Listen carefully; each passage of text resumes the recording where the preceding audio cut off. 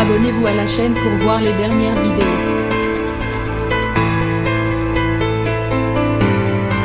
En tombant amoureuse de Christophe, elle n'a pas choisi la facilité. Classe égale à HRL. Marine l'orphelin a vécu des moments difficiles. Loin de son chéri qui vit en Nouvelle-Calédonie, et notamment pendant la crise sanitaire qui a imposé une distance trop durable entre eux. C'est vrai que l'on vit à distance, mais on avait l'habitude de se voir régulièrement.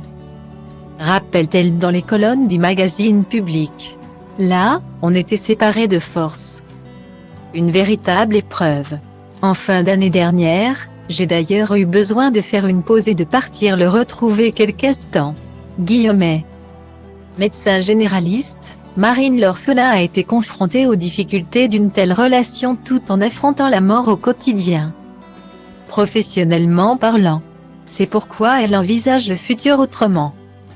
À la rentrée, on ne la retrouvera pas nécessairement dans un cabinet de consultation mais plutôt sur les ondes de RTL.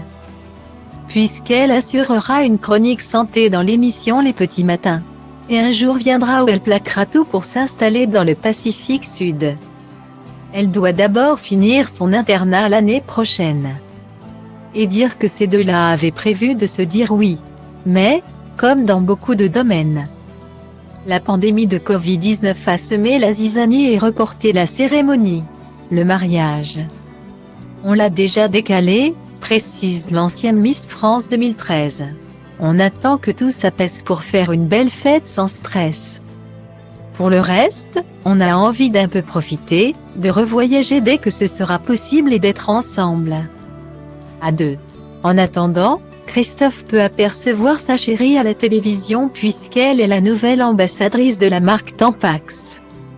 Elle qui se destinait à une carrière d'architecte a finalement changé d'avis, à 13 ans, lors d'un séjour à l'hôpital, et se consacre depuis à la santé publique.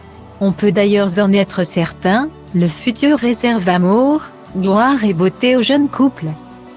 Retrouvez l'interview de Marine l'orphelin dans le magazine Public, numéro 944 du 13 août 2021.